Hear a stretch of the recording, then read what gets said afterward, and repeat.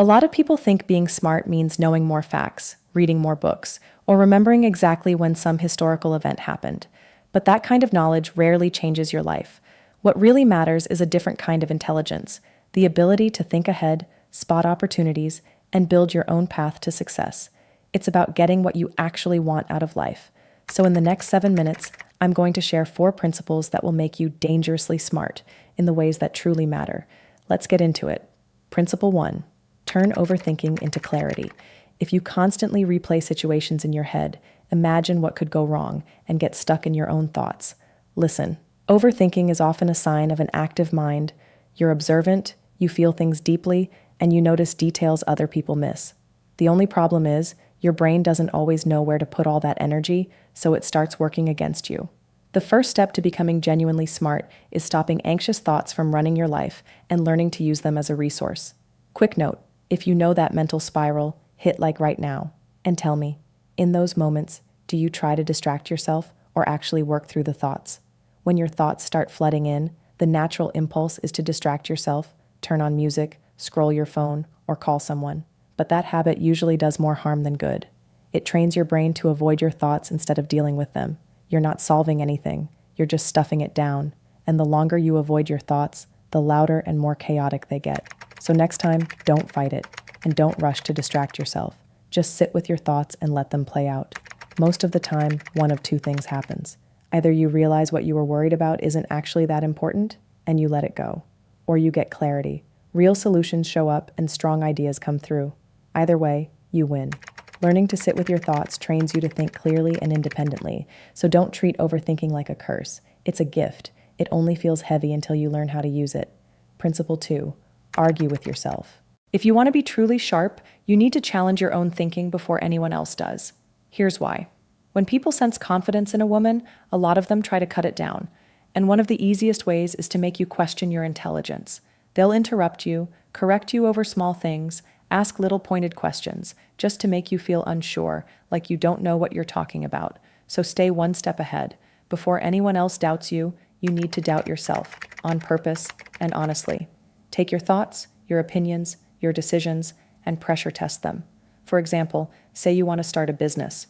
Now imagine someone who thinks a 9 to 5 is the smarter choice. Your goal isn't to win the argument. Your goal is to truly understand both sides. You might admit a 9 to 5 can mean steady income, structure, and less personal risk. Then switch and defend your choice just as strongly. Like, a business can give you freedom, ownership, and bigger long-term potential. The point is to train your mind to think in full color. And if your idea still stands after you've tested it, that's your sign. It's worth going for. And when someone says it's risky, unrealistic, or stupid, you can calmly say, "I've thought about all of that. I just don't agree. This path makes more sense for me." Arguing against your own position is the same technique strong debaters use. They don't only prepare to defend their side, they study the other side like they'd have to argue it. They look for the strongest points the other side could make, and they refine their position until it can hold up under real pressure. That's why debaters respond so quickly and clearly. Nothing surprises them, because they've already thought it through. Don't wait for someone else to poke holes in your thinking. Do it yourself, first. Then by the time you speak, act, or commit, you've already worked through every objection in your own mind, and it's hard to shake you. You'll be steps ahead, confident, grounded, and fully aware of the arguments people might try to use against you. Principle 3: build critical thinking. Critical thinking is one of the most useful skills you can have. You need it in leadership, in business, and in any situation where the wrong move can cost you. So let's break down what it is and how to use it. At its core, it's simple. Something happens, you pause, you assess the situation, and you make a smart decision based on logic. Now compare that to how most people live, emotionally. Something happens, you feel something instantly, and you act from that feeling before you've really thought. One is reaction, the other is strategy.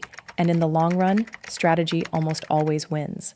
To make this easier and more fun, think of an iconic character who uses strategy to navigate chaos and come out on top. Blair Waldorf from Gossip Girl. Blair isn't exactly the nicest character. She's manipulative, dramatic, and sometimes ruthless. But she's also ambitious, smart, and almost always 5 steps ahead. I would never put my fate in someone else's hands, and that's why I always win. And you lose. So good luck with your honesty. Blair's power isn't just charm or confidence. It's her ability to step back, analyze what's happening, and move strategically. But even Blair isn't immune to emotional thinking. Sometimes insecurity takes over, and instead of pausing, she reacts. She embarrasses herself, ruins alliances, and then ends up cleaning up the mess she created. So she's both an example of critical thinking and a reminder of what happens when you don't use it. Which brings us to the most important part: how you can improve your own critical thinking and avoid the emotional traps Blair sometimes falls into. You're already halfway there. You've already learned 2 key pieces: how to sit with your thoughts and how to argue with yourself. But there's one more piece that completes it, and it's the one Blair often struggles with: emotional control. You can't think clearly when you're in fight or flight. You can't analyze a situation if you're fully caught up in how it made you feel. Here's how to stay grounded when emotions hit. First, name the emotion. Literally tell yourself, "I feel angry," or "I feel anxious." That simple step helps shift you out of reaction mode and back into thinking mode. Then ask yourself one question: what's the smart move here? Sometimes that one question is enough to pull you out of emotion and back into clarity. And remind yourself, when emotion takes the wheel, it can wreck a lot. Think of Blair. When she's calm and thinking clearly, she's almost unstoppable. But the moment she reacts out of pride or insecurity, everything she built starts to fall apart. The more you practice this, the faster your brain learns to stay calm under pressure. Principle 4, let them underestimate you. You don't need to look like the smartest person in the room. Sometimes it's actually better if you don't. Let people underestimate you. People are more honest when they don't see you as a threat. They'll reveal things they normally hide because they assume you're not paying attention. And be careful who you share your knowledge and plans with. Sometimes you're educating someone who will later use it against you. Not everyone who asks questions is genuinely curious. Some people are collecting information so they can use it later. Protect your mind. Stop trying so hard to be understood. Focus on understanding. Listen more, say less, think clearly, and let your results speak for you. The smartest people in the room aren't the ones talking the most. They watch, they listen, and they keep more to themselves than they give away. If this format resonates with you, subscribe and turn on notifications so you don't miss new videos.